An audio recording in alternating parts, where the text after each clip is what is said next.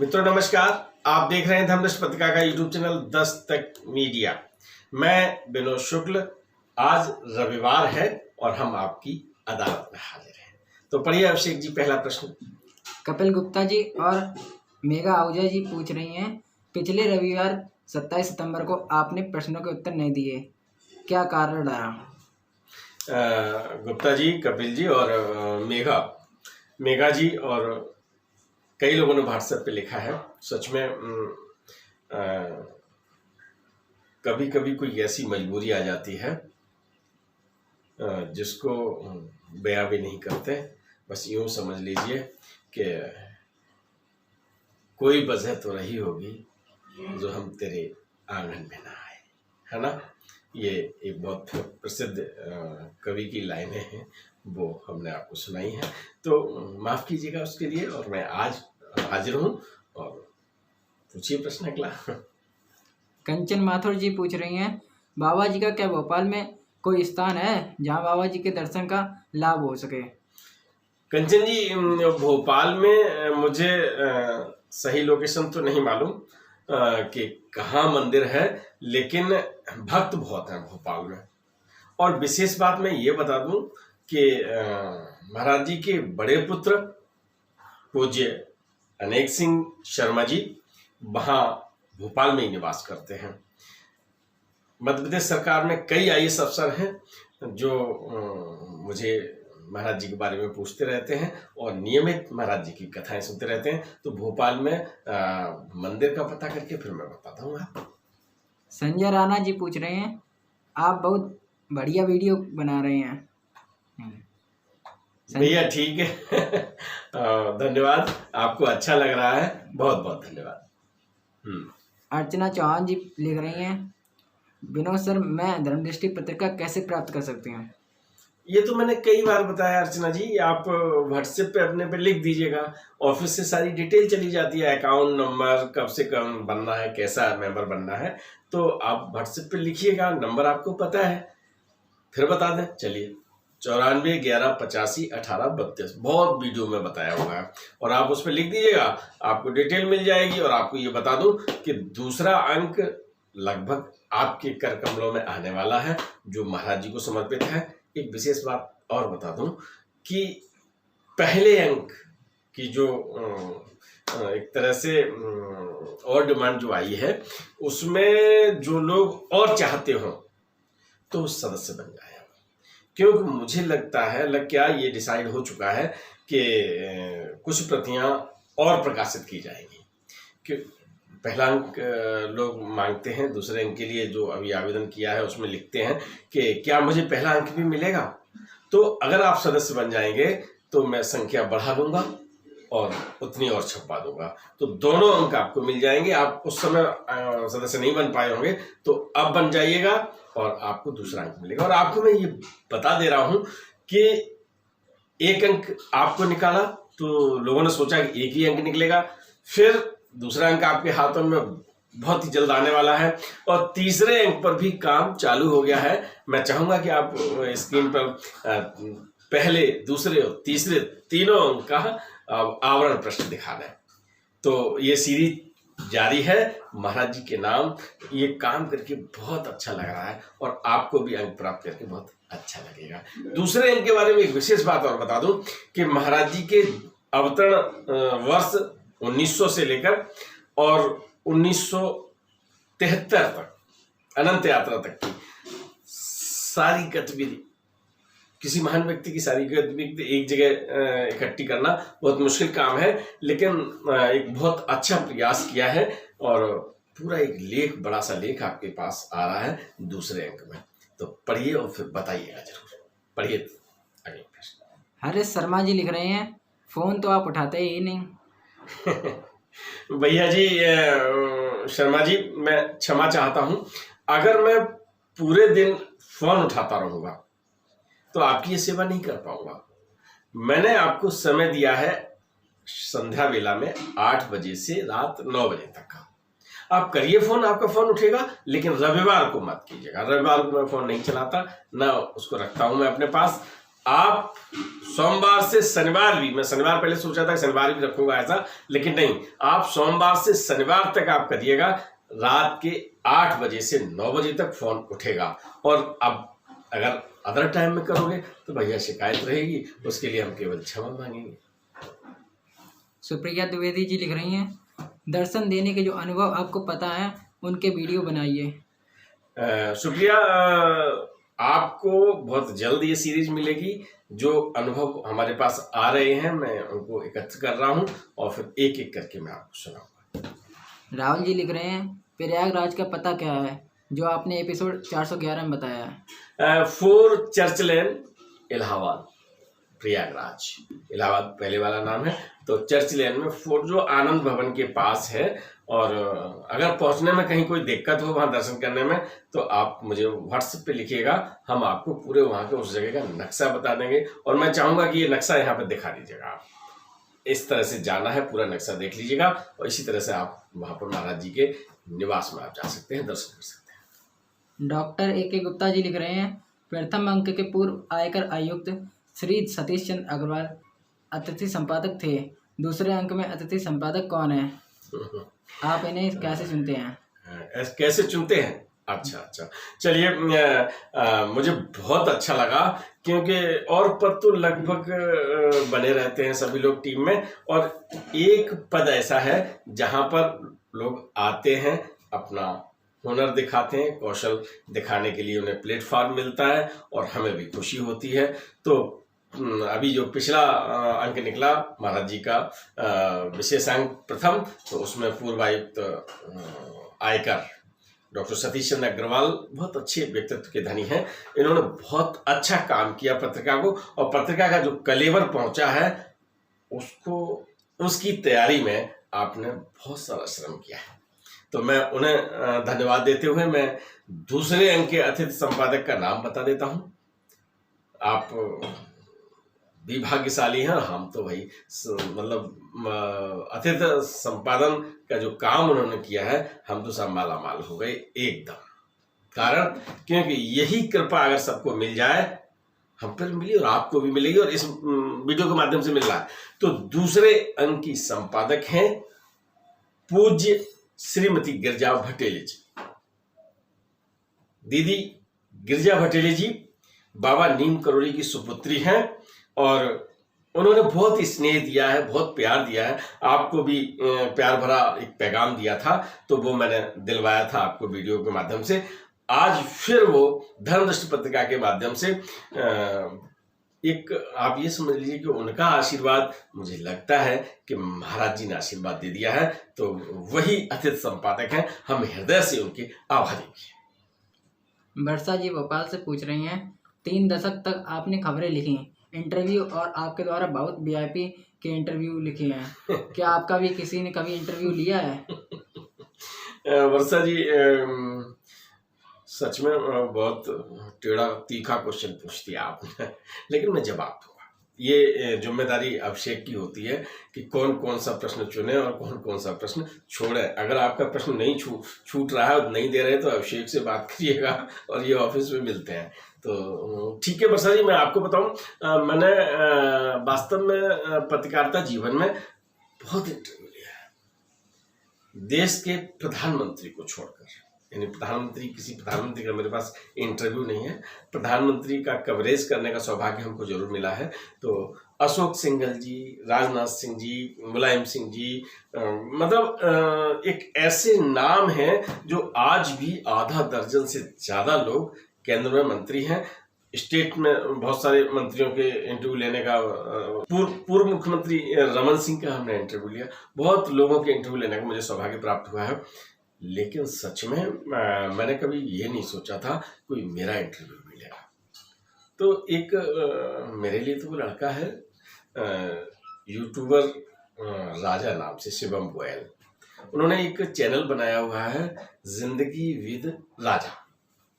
तो उसके लिए उन्होंने हमारा इंटरव्यू लिया, और मैं इस अंक के माध्यम से उन्हें साधुवाद भी देता हूँ। और अपनी जिंदगी के जो पहलू थे, क्योंकि उन्होंने ऐसी जगह मुझे बिठा दिया था कि मैं अगर चाह के भी कुछ अगर सोचता हूँ कि कोई प्रश्न पूछें और मुझे पता है तो मुझे कभी कभी ऐसा होता है ना, क्वेश्चन में घुमा देते हैं आदमी, लेकिन मैंने कुछ बात, कोई जैसी बात उन्होंने पूछी, मैं जो जानता था बड़ी बेबाकी से और बड़ी सहृदयता से और पूरी ईमानदारी से अपनी ज़िंदगी के पन्ने खोले। तो अगर मेरे इंटरव्यू के बारे में अगर आपने इतने स्नेह से पूछा है तो फिर जिंदगी विद राजा को वहाँ पे आप देख सकते हैं। प्रेम अग्रवाल बनारस से, रामजीत सिंह पंजाब से, रवि तिवारी, अंकुश और योगेंद्र नोएडा से पूछ रहे हैं अगला अंक कब प्राप्त होगा। जी देखिए, पत्रिका प्रकाशन का पूरा टाइमिंग शेड्यूल मैं आज फिर बता देता हूँ। मैंने जो पत्र भेजे थे ना, जो पत्रिका भेजी थी, हमने उसके साथ भी एक पत्र भेजा था, आपने ध्यान नहीं दिया। पत्रिका जनवरी, फरवरी, मार्च 3 महीनों में एक निकलती है। तो पहला अंक जनवरी का, दूसरा अंक अप्रैल, मई, जून, दूसरा अंक जुलाई, अगस्त, सितंबर का तीसरा अंक, अक्टूबर, नवंबर, दिसंबर का चौथा अंक। 4 अंक वर्ष में ये निकलते हैं धर्मदर्शी पत्रिका के।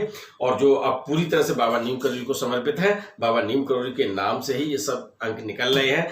तो इन अंकों में आपको जो प्राप्त का या प्रेषण का जो कार्यक्रम है वो आपको व्हाट्सएप पर,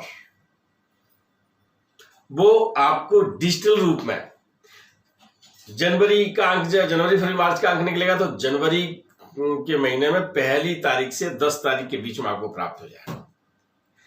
इसके बाद हार्ड कॉपी प्रेषित होती है 11 तारीख से 20 तारीख के बीच में। 10 दिन का मैंने ये समय लिया है। तो चूंकि हर व्यक्ति को, जिसका अब जिनको डिजिटल कॉपी तो सबको जाती है, इसके बाद जिन्होंने डाक में जमा किया है उनके लिए हार्ड कॉपी यहाँ से डिस्पैच होती है, तो उसमें बड़ी मात्रा में डिस्पैच होती है। तो ऑफिस में पूरी तैयारी होती है और फिर वो एक एक करके पंचगत डाक से प्रेषित की जाती है। थोड़ा टाइम लग जाता है, उसके लिए मैंने 10 दिन रखे हैं।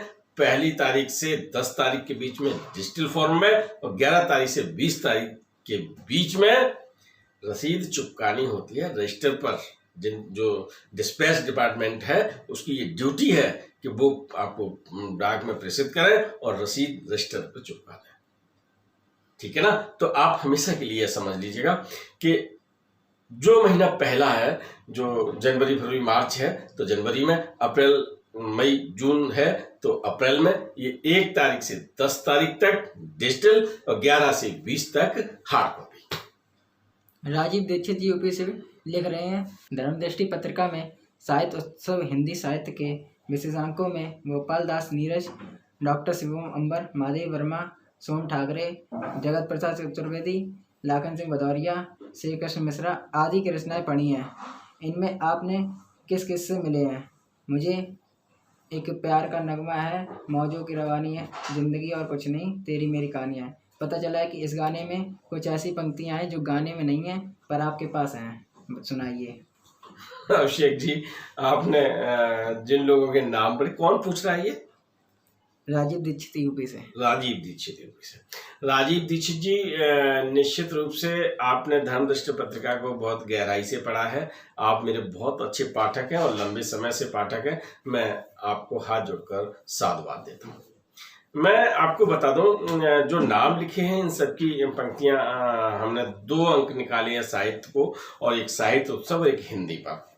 तो पहले तो मैं आपके प्रश्न का उत्तर देने से पहले मैं अभिषेक जी से कहूँगा कि जो सोम ठाकरे लिखा है, ठाकरे नहीं, आप हमें लगता है महाराष्ट्र, बम्बई जाने की तैयारी कर रहे हैं, इसलिए ये है सोम ठाकुर।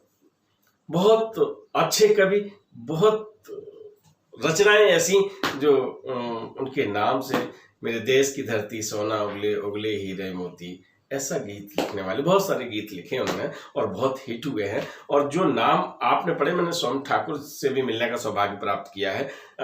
माननीय पूज्य गोपाल दास नीरज से भी मुलाकात मेरी हुई है और मैंने उनका इंटरव्यू लिया है। श्री कृष्ण मिश्रा, लाखन सिंह भदौरिया, डॉक्टर शिवम अंबर तो हमारे संरक्षक हैं और वो हर स्तंभ उनका एक आता है धर्मदृष्टि पत्रिका में और बहुत स्नेह उनका मिला हुआ है। और महादेवी वर्मा से मिलने का मुझे कोई सौभाग्य प्राप्त नहीं हुआ, लेकिन वो फर्रुखाबाद में कहाँ जन्मी, किस जगह, उनका मकान, उनका जहाँ रहने का स्थान था, वो सब कुछ मैंने देखा हुआ है। और जहाँ उनकी मूर्ति लगी हुई है उसके भी दर्शन किए हैं, और मैं इलाहाबाद भी उनके निवास पर होके आया हूँ। तो उनसे मिलने का सौभाग्य प्राप्त नहीं हुआ, लेकिन हम अन्य जो साहित्यकार लाखन सिंह भदौरिया जी हैं, मैनपुरी के बहुत वरिष्ठ कवि हैं, और मैनपुरी नहीं, मैं देश के एक गौरव है, हिंदी हस्ताक्षर है वो। उनकी रचनाएं बहुत ज़्यादा प्रकाश में नहीं आ पाई हैं, लेकिन जिनके पास उनका साहित्य पहुंचता है तो आप समझ के गदगद हो जाता है। अब रही बात कौन सा गाना बताया था आपने? एक प्यार का नगमा है तेरी में, हाँ बिल्कुल सही है। पूज्य संतोष आनंद जी इसके लेखक कवि हैं, और उन्होंने बहुत सारे गीत लिखे हैं। सच में वार्तालाप यहीं बंद हो जाना चाहिए था। आज तो बाबा के बाद बाबा के साथ साहित्य की भी बात है, लेकिन आ गई है तो मैं आपको बताऊंगा उनकी जो और लाइनें हैं इसमें। जिंदगी और कुछ तो नहीं, तेरी मेरी कहानी है। गाना मुझको आता नहीं है, लेकिन इसलिए क्योंकि ये आपने इसमें लिख दिया है तो मैं इसका उत्तर आपको दे रहा हूँ। मेरे पास ये मैं भी कभी कभी गुनगुनाता हूँ, कुछ लिखता हूँ, और ऐसी कोई उपलब्धि जहाँ मिलती है कि जो हमारे खाते में है, तो वो लाइनें मेरे पास मेरी एक डायरी में लिखी हुई हैं, तो डायरी मैं उठा लेता हूँ। तो एक डायरी जो है ये लिखता रहता हूँ इसमें, और वो लाइनें हैं इसमें, तो मैं बता रहा हूँ आपको। एक प्यार का नगमा है, मौजों की रवानी है, जिंदगी और कुछ तो नहीं, तेरी मेरी कहानी है। अब वो लाइनें मैं आपको बता रहा हूँ जो आपको गाने में सुनने को नहीं मिली। जो बीत गया है वो अब दौर न आएगा, इस दिल में सिवा तेरे कोई और न आएगा। आप यहाँ केवल ये समझिए कि जो लिखा हुआ है तो उसमें बाबा है हमारे दिल में, कि इस दिल में सिवा तेरे कोई और न आएगा। घर फूंक दिया हमने, अब राख उठानी है, जिंदगी और कुछ तो नहीं, तेरी मेरी कहानी है। 4 लाइनें और हैं उनकी, कि तुम साथ न दो मेरा, चलना मुझे आता है, हर आग से वाकिफ हूँ, जलना मुझे आता है, तकदीर के हाथों से तकदीर बनानी है, जिंदगी और कुछ तो नहीं, तेरी मेरी कहानी है। मित्रों, ये लाइनें बहुत अच्छी हैं, और मैं आपको बताऊं, डॉक्टर शिवम अंबर, डॉक्टर लाखन सिंह भदौरिया, श्री कृष्ण मिश्र, बदन सिंह मस्तान, बहुत सारे, बलराम श्रीवास्तव, बहुत सारे ऐसे नाम हैं जिनका लेखन हमारी डायरी में है। और जब कभी छोटे मोटे एक दौर था कवि सम्मेलन करवाने का, तो वो आज भी रजिस्टर रखे हुए हैं। कई ऐसे कवि हैं, राम कुमार दीक्षित यहाँ के बहुत अच्छे कवि, उनकी बहुत अच्छी लाइनें, मुन्ना मुन्नी को निवाले के लिए झगड़ते देखा, बहुत सारी ऐसी चीज़ें रचनाएं हैं, तो वो हैं, और फिर कभी बताएंगे हम आपको, लेकिन यहाँ ये लाइनें बता दी। और इस मानी संतोष आनंद जी की बात आई है, तो मैं बता दूं कि मोहब्बत है क्या चीज़, है ना। पुरवा सुहानी आई रे पुरवा, ये गीत लिखे हैं उई तमाशा उई, बहुत ऐसे ऐसे गीत लिखे हैं कि ये आने वाली जनरेशन निश्चित रूप से उनको एक महान कवि के रूप में देखती है। और मैं उन सबको नमन करते हुए आज रविवार की आपकी इस अदालत से, पत्रवादी अदालत से, और लोगों के भी नाम होंगे, तो अभिषेक जी आप पढ़ दीजिएगा उनके नाम, जिनके प्रश्न हम आज बहुत लंबी बातचीत हो गई और उनके नाम हम शामिल कर रहे हैं, उनके प्रश्न फिर कभी शामिल करेंगे। रोशनी सुनी सूद जी, अंकित आर्या जी, विमल मेहता जी, प्रीतम खेड़कर, नवीन वर्मा जी, अंकित कलखंडे जी, अशोक चौबे जी, नेहा शर्मा जी, पदम सिंह जी, भारती अनुजा जी, राहुल दुबे जी, अस्मिता जी, राजवीर सिंह जी, नेहा अग्रवाल जी। मैं आपसे आज अभिषेक के साथ विदा लेता हूँ। और अभिषेक, आपको अब अच्छे लग रहे होंगे क्वेश्चन पढ़ते हुए। मैं इसलिए कह रहा हूँ कि ये ठाकुर को ठाकरे बोल देते हैं, सत्ता के साथ रहते हैं, तो आप इनसे बात रखिएगा। चलते हैं फिर। राम राम। वीडियो पसंद आए तो लाइक कीजिए, शेयर कीजिए, सब्सक्राइब बटन पर क्लिक करके चैनल को सब्सक्राइब करें और बेल आइकन दबाना बिल्कुल ना भूलें, ताकि हमारे अपडेट वीडियो आपको मिलते रहें।